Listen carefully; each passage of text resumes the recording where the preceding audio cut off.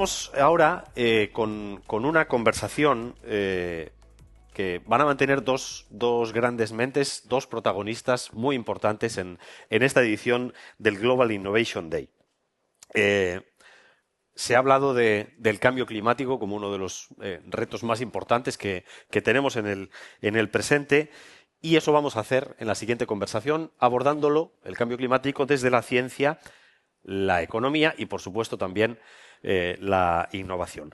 Nos acompañan dos voces de referencia internacional. En primer lugar, María José Sanz, que es directora científica del Basque Center for Climate Change, investigadora de Ikerbasque, es doctora en biología, autora principal de varios informes del panel intergubernamental sobre cambio climático, que fue premiado con el Nobel de la Paz en 2007, y una de las científicas, en definitiva, más influyentes en la gobernanza climática internacional.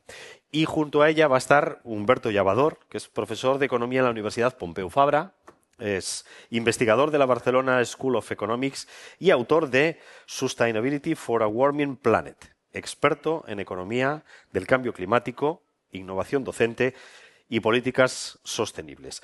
Juntos van a abordar, entre otras cosas, las tensiones, oportunidades o decisiones críticas que van a marcar nuestra capacidad para afrontar la emergencia climática. Cuando queráis, adelante.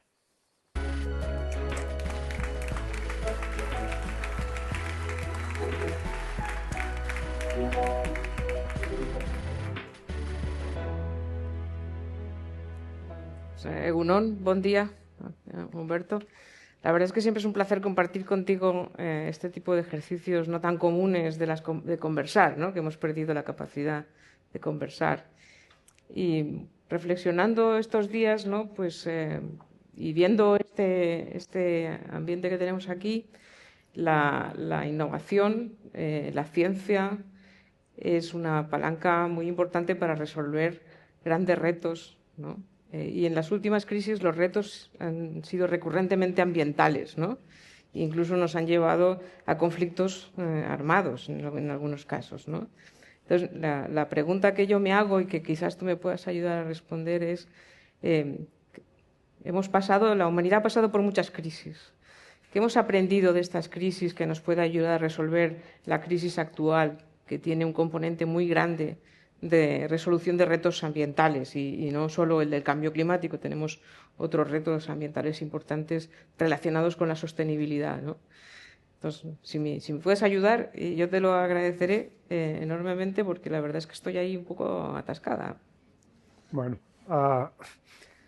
primero de todo, agradecer la oportunidad de estar aquí, agradecer a Innobasque y sobre todo la oportunidad de poder hablar y dialogar con María José, María José Sanz, que siempre es un placer. Yo creo que tenemos que empezar diciendo claramente lo que todo el mundo sabe, que es el cambio climático es un problema global, es una situación que requiere cooperación y que esto nos pone, dada la coyuntura actual, en una posición bastante difícil de hablar de ello. Exactamente por esta crisis que estás hablando, esta crisis más geopolítica que de otros aspectos.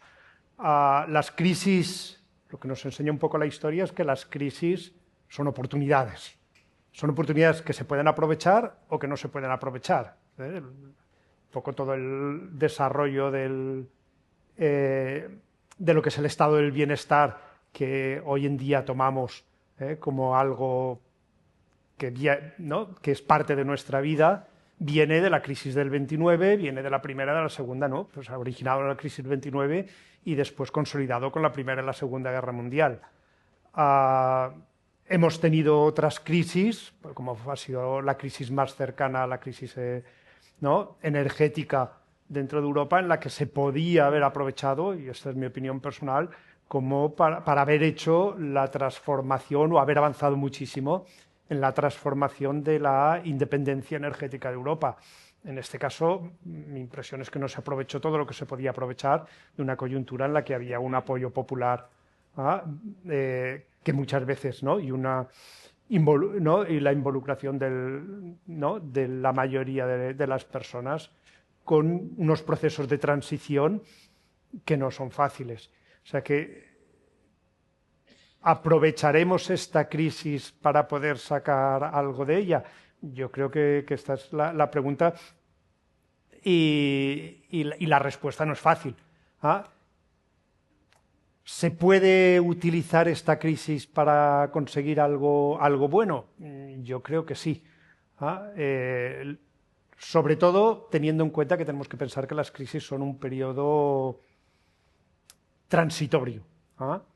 Para ello lo que necesitamos es exactamente cooperar e involucrar, ¿ah?, a la sociedad. O sea, tiene que ser un tema de que todo el mundo tiene que estar jugando el mismo papel. Bueno, hablando de ciencia, precisamente ha sido la ciencia la que ha anticipado la crisis climática desde hace ya más de 25 años, ¿no?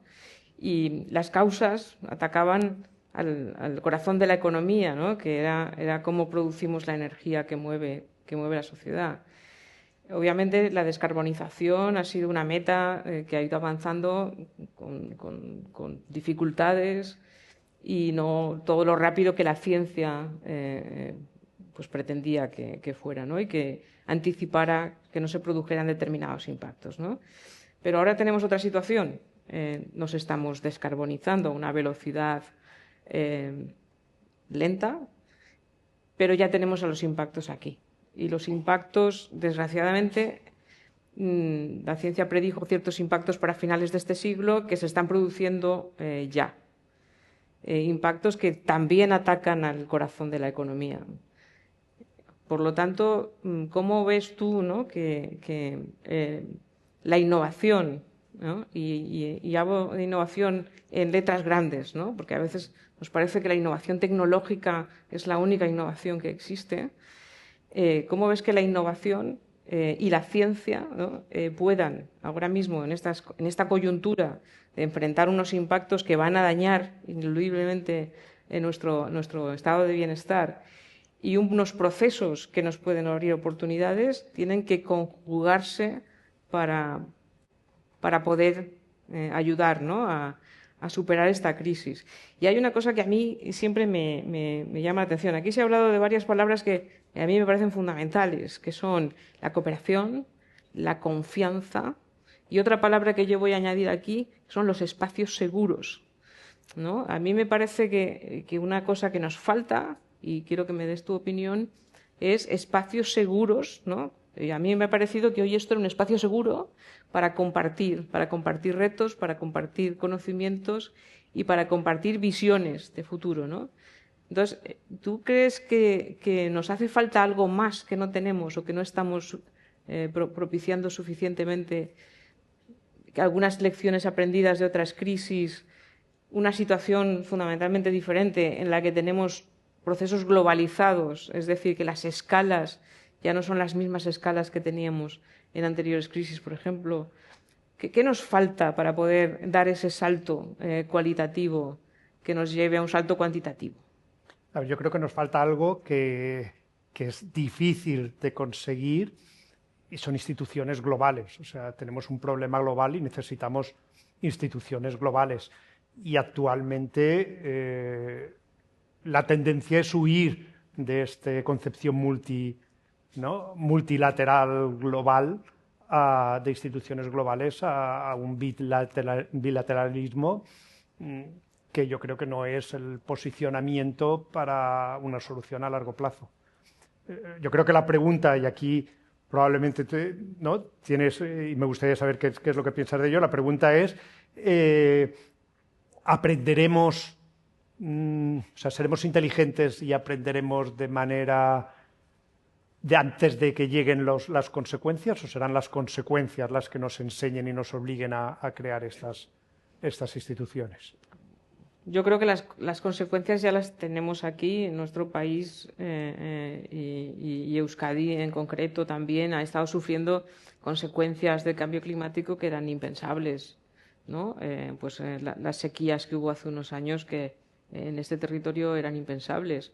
La aparición de incendios, que aquí también es algo que todavía es incipiente pero que se puede convertir en un problema.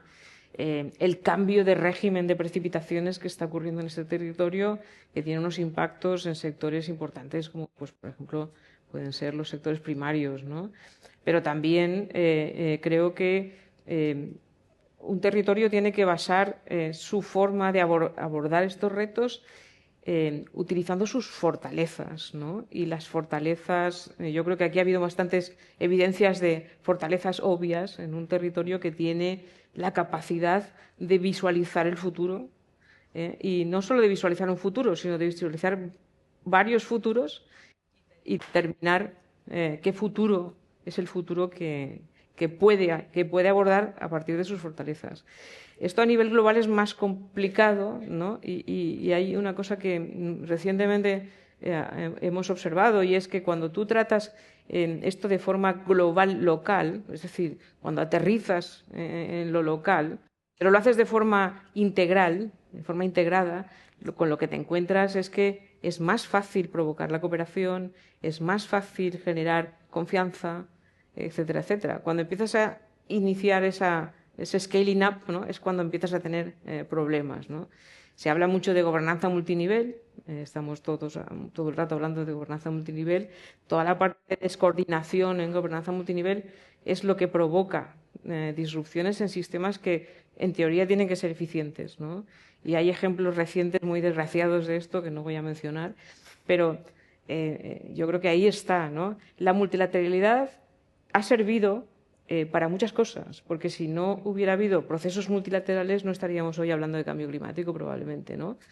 Ha servido también para que los estados y para que diferentes culturas, porque a veces nos olvidamos de que en una habitación puede haber gente muy diferente que esté hablando de lo mismo con diferentes palabras, y eso es una barrera también para la cooperación. A mí me falta una cosa, y a ver qué te parece a ti, ¿no? A mí me falta los estados, las organizaciones, las administraciones públicas se sientan a hablar. Pero en un mundo globalizado, a mí me faltan espacios para que el sector privado se siente a visualizar el futuro de una manera colectiva, ¿no?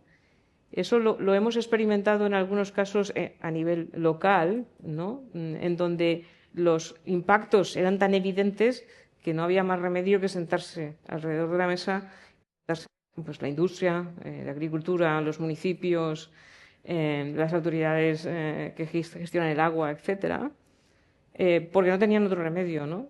Y efectivamente han conseguido hablar un lenguaje común, que ese es otro de los retos que yo creo que tenemos, ¿no? Ese reto lo tenemos en ciencia, tenemos muchísimas disciplinas que no utilizan lenguajes comunes, y yo creo que en ciencia, ahora lo que me gustaría compartir es los retos que tenemos en cada uno de los actores que tienen que construir colectivamente, ¿no? En ciencia tenemos un reto enorme, ¿no? Porque las disciplinas científicas no hablan el mismo idioma. Entonces, yo creo que los centros de excelencia, por ejemplo, para mí, ese es los retos a futuro, tanto dentro de los centros como entre las redes de centros de excelencia. Tenemos un reto con el sector privado, porque ellos también hablan un lenguaje diferente. Ahora estamos hablando todo el rato de finanzas. El mundo de las finanzas habla un lenguaje totalmente diferente, ¿no? Es muy curioso. El otro día me encontré con una cosa que me llamó la atención. No debería, porque en realidad es hasta cierto punto ilógico, ¿no?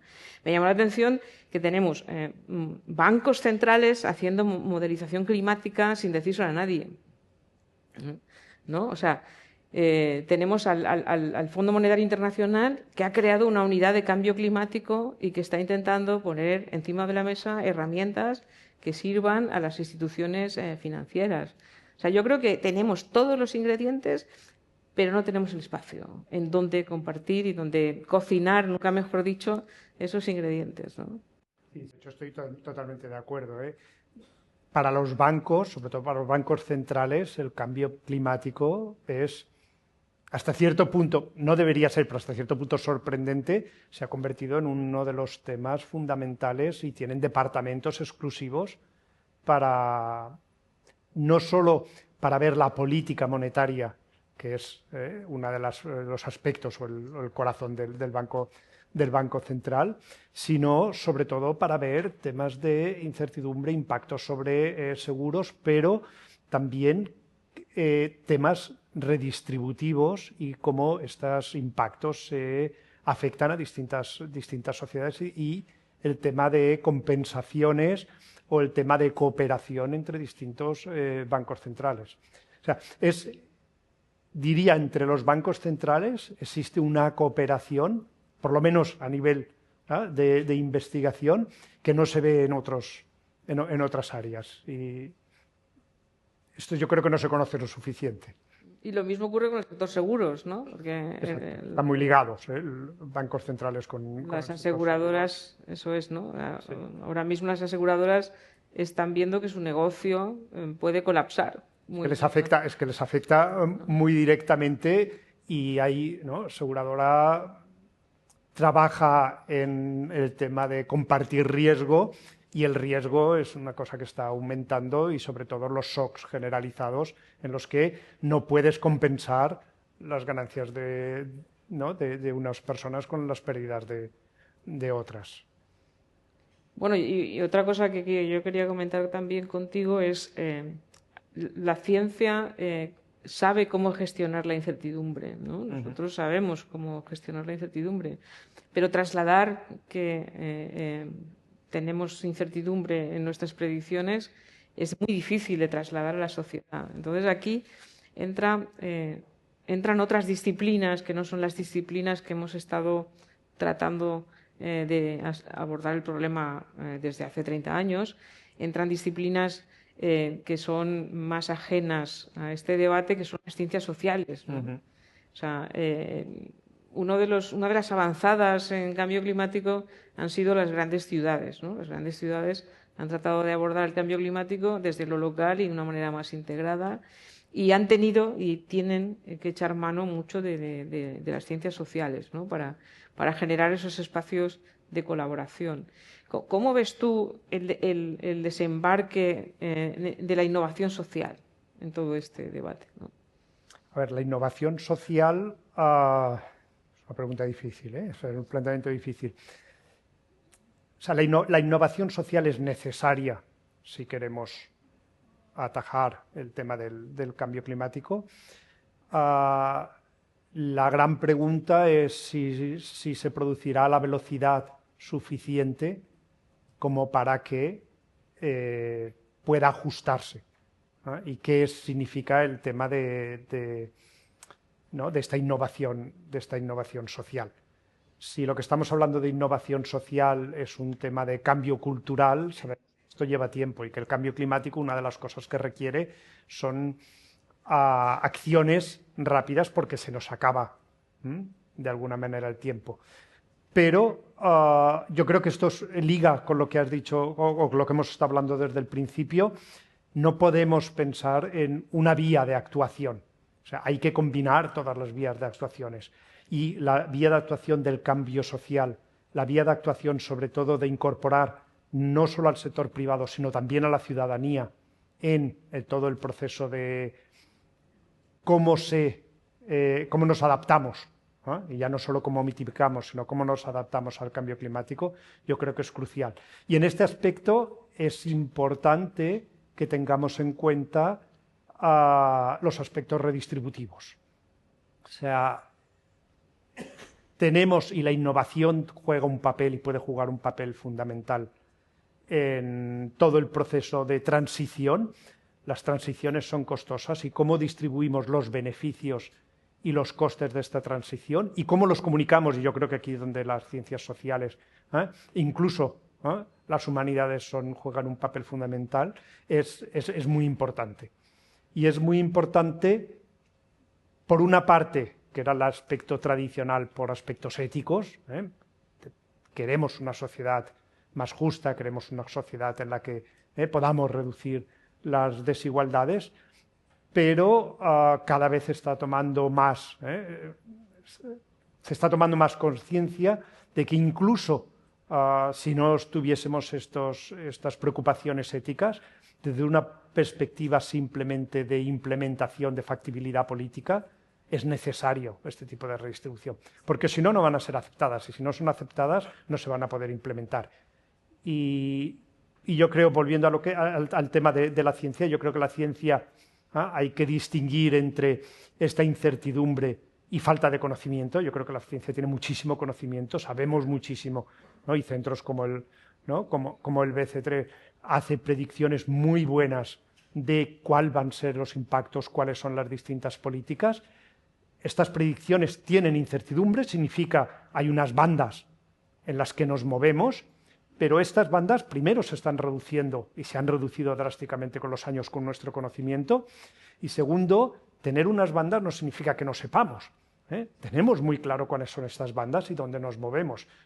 Entonces, incertidumbre e ignorancia son dos cosas muy distintas. Y esto yo creo que hay que transmitirlo y es importante saberlo. Sí, o sea, lo que sí que yo creo que tenemos claro ya y como comentaba, las ciudades han sido una punta de lanza. Es cierto que han sido las ciudades grandes, ¿no? En las que se han debatido temas de cómo tomar las decisiones, qué incertidumbres, cuáles son las palancas que pueden mover, ¿no? En el caso de las ciudades, por ejemplo, una de las grandes palancas para los cambios sociales y de comportamiento ha sido la salud. O sea, la salud es una palanca que funciona muy bien en zonas en donde hay mucha gente junta viviendo, ¿no? Pero en otros lugares necesitamos otras palancas, ¿no? Y para un poco llevar a término lo que comentábamos, ¿no? Teniendo en cuenta que existen estas incertidumbres y que nos movemos en unos rangos, yo creo que hay que también empezar a pensar en visiones colectivas, en economías bajas en carbono y resiliencias compartidas, ¿no? O sea, no podemos separar a niveles como el territorio de Euskadi, no nos podemos permitir el lujo de separar, llevar a la sociedad una sociedad baja en carbono y llevarla a una sociedad resiliente. Son cosas que tienen que ir de la mano. O sea, que tenemos que diseñar las soluciones de mitigación en base a la resiliencia, y a veces tendremos que priorizar soluciones para los impactos que puedan tener cobeneficios en términos de reducción de emisiones, ¿no? Y esto me lleva a mi último punto, ¿no? Que es el territorio, ¿no? Todo ocurre en el mismo espacio. Y a veces diseñamos las medidas o las formas de hacer como si los espacios fueran paralelos, ¿no? No fueran el mismo. Y yo creo que ahí es donde ahora mismo tenemos el reto, en pensar en un territorio cohesionado, en un territorio en el que se despliegan las transiciones apoyadas por la tecnología, en el que existe una sociedad que tiene unas fortalezas y unas debilidades, y en el que tenemos que abordar los impactos, que lo único que van a hacer, si no los tratamos con cuidado, es ahondar en esas diferencias, que es lo que precisamente nos da la fortaleza, ¿no? Entonces, para mí el territorio es fundamental, y pensar en el territorio sin utilizar conceptos sofisticados, ¿eh? O sea, no hace falta que nos inventemos ningún concepto nuevo para hablar de ordenación, de planificación, de compartir los retos y de compartir las soluciones. Es la base fundamental cuando trabajas a escalas locales. Y luego trasladar esa visión a escalas mayores, ¿no? Con toda la problemática que pueda existir de visión. Y eso me lleva a otro punto, que es la regulación, ¿no? La regulación es necesaria, ¿no? Para poder ordenar, es necesario que existan regulaciones, pero esas regulaciones a veces entran en conflicto en diferentes escalas.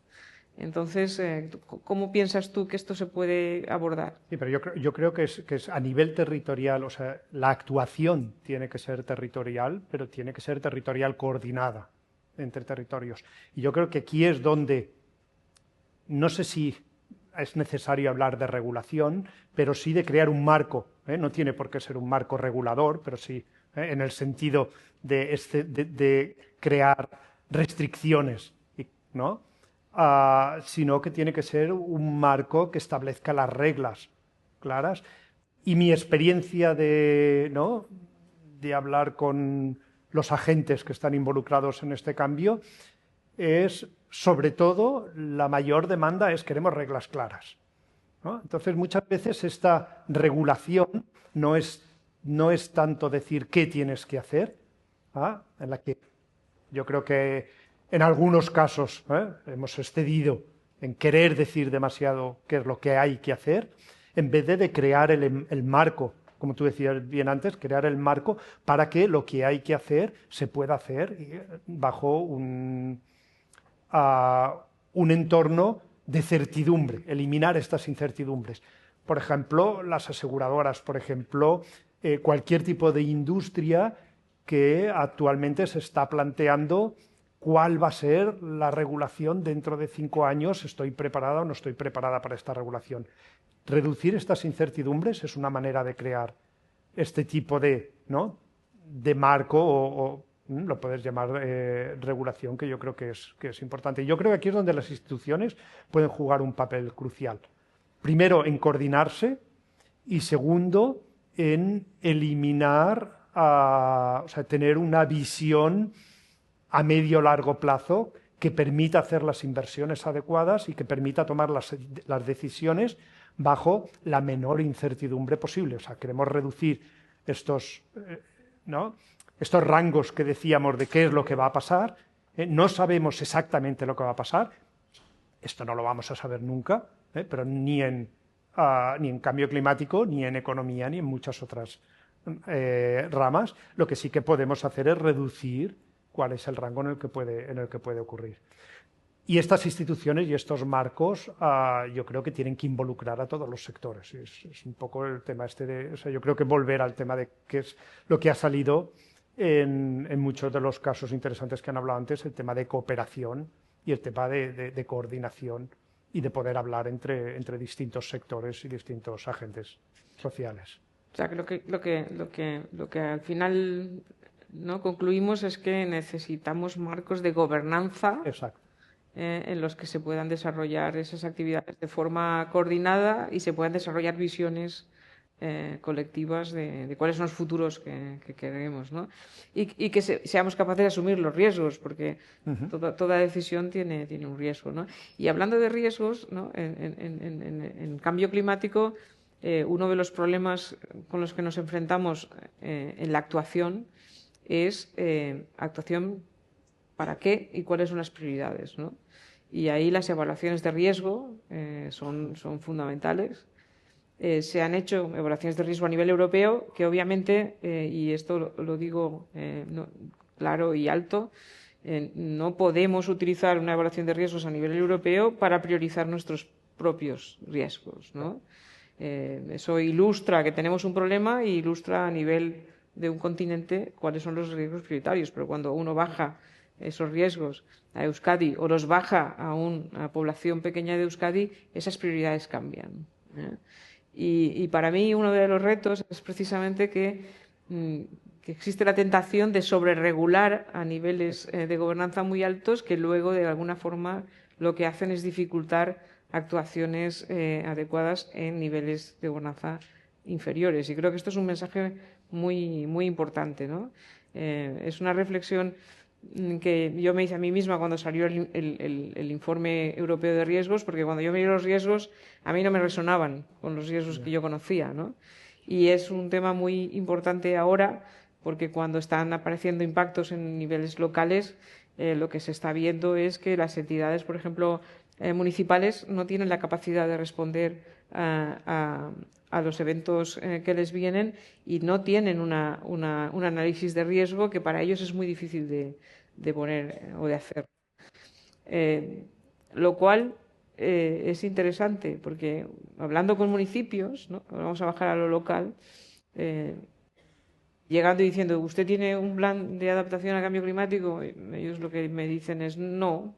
Yo lo que tengo es una agenda urbana y tengo una agenda 21 que fui construyendo poco a poco y ahora estoy construyendo mi agenda 2030 y entonces lo que te están diciendo es no me separe usted las cosas, ¿no? Póngamelas debajo del mismo paraguas, ¿no? Porque los ingredientes están ahí, solamente que la receta es diferente, ¿no?, para un municipio que para una región o para un estado, pero tienen que ser coherentes en cuanto a las actuaciones. Pues yo creo que ese es uno de los retos que tenemos, ¿no? Y por eso yo estoy más a favor que hablar de regulación, es de hablar de marcos, ¿no?, de crear el marco, el entorno, con los incentivos adecuados para que la regulación más a nivel local, la adaptación o la mitigación, esté dentro de estos marcos y evite el interés personal a costa de o sin tener en cuenta cuáles son los impactos sobre otras áreas o el impacto más global. ¿No? Yo creo que este es el punto difícil, ¿no? ¿Cómo creamos un marco que no sea simplemente una regulación de cómo hay que hacer las cosas? Y aquí esta coordinación yo creo que es relevante y cómo involucramos a todo el mundo en este marco. Pero para involucrar, y en esto estoy totalmente de acuerdo contigo, es mucho más fácil involucrar a nivel local que a nivel, ¿no?, más general. O sea, involucrar en una regulación a nivel europeo es difícil. Europa es muy diversa, las situaciones son muy diversas y cuál es el impacto y cuáles son las posibilidades en el País Vasco es muy distinto al impacto o posibilidades en zonas, en las grandes ciudades como París, como Barcelona o como Roma. A las actuaciones y el entorno es muy diferente. O sea, que tenemos todos los ingredientes, pero todavía no tenemos la receta, ¿no?, por decirlo de alguna manera. Yo creo que tenemos el diagnóstico, ¿no? El diagnóstico es bueno, ¿eh? Sabemos qué es lo que hay que hacer. Yo creo que en muchos casos sabemos cómo deberíamos hacerlo. Y esto, ¿por qué no lo implementamos? Es la gran pregunta. Yo creo que no hay una respuesta, hay muchas respuestas. Y mi visión personal es que es una combinación de... A veces es un tema de que no tenemos las instituciones y no somos capaces de crearlas para poder llevar a cabo este tipo de medidas. A veces simplemente es un tema de negligencia, o sea, de que no se hacen las cosas como se deberían hacer. A veces es un tema de comunicación, todo el mundo lo está haciendo bien, pero cada uno está haciendo lo suyo y la coordinación falta y se acaba con una situación peor. Y después, a veces, ahí, ¿no?, vivimos en un mundo en el que hay intereses y hay distintos grupos que pujan por sus intereses y estos intereses entran en conflicto, ¿no?, con cuál es lo que sabemos que se tendría que hacer. Esto no significa que tengamos que pensar que la gente o los agentes económicos tengan que ser benevolentes y no pensar en que es su interés personal. Lo que pasa es que tenemos que crear este entorno para que este interés personal esté alineado con cuál es el interés de la sociedad y el interés colectivo. Y aquí es uno de los puntos claves. Bueno, pues esto nos lleva a pensar también, o a repensarnos, ¿no?, cuál es el estado de bienestar que los retos que tenemos que enfrentar nos deja, ¿no? Uh-huh. ¿Cuáles serían las reflexiones que nos tendríamos que hacer para repensar parcialmente, ¿no?, cuál es el estado de bienestar que tendremos dentro de 50 años? A ver, yo creo que el primer, por lo menos mi visión, es que el cambio climático no es un tema separado de la sociedad, ¿no? Obviamente no está separado de la economía, pero no está separado de la sociedad, no está separado del bienestar, no está separado de la descripción que tenemos y no está separado en particular de la desigualdad, tanto a nivel local como a nivel nacional, sobre todo a nivel internacional.